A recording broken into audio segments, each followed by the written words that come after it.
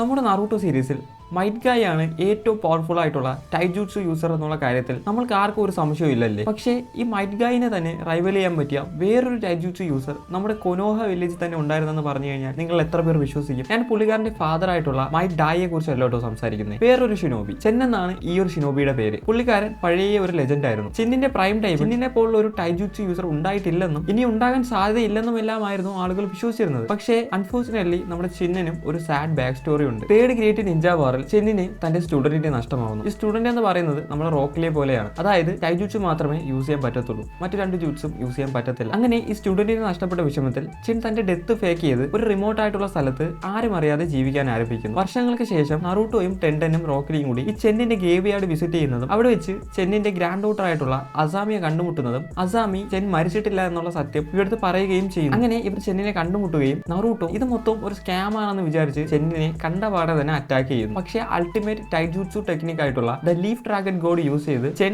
നറൂട്ടോനെ defeat ചെയ്യുന്നു. ഈ technique കണ്ടപ്പോൾ റോക്കിലിക്കും ഇത് പഠിക്കണമെന്ന് തോന്നുകയും ചെന്നിന്റെ അടുത്ത് ചോദിക്കുകയും ചെയ്യുന്നുണ്ട്. പക്ഷേ ചെൻ കൊടുത്ത മറുപടി എന്ന് പറയുന്നത് give up on your dreams എന്നായിരുന്നു. അപ്പൊ നിങ്ങൾ എത്ര പേർക്ക് ഇതുപോലുള്ള ഒരു ക്യാരക്ടർ ഉണ്ടായിരുന്നുള്ള കാര്യം അറിയാമായിരുന്നെങ്കിൽ കമന്റ് ബോക്സിലൂടെ പറയും. ആൻഡ് നിങ്ങൾ ഇതുപോലെ ആനിമെ റിലേറ്റഡ് ആയിട്ടുള്ള വീഡിയോസ് ഇൻട്രസ്റ്റഡ് ആണെങ്കിൽ ഫോളോ കൂടി ചെയ്ത് വെച്ചോ. അപ്പൊ അടുത്ത വീഡിയോ കാണാം.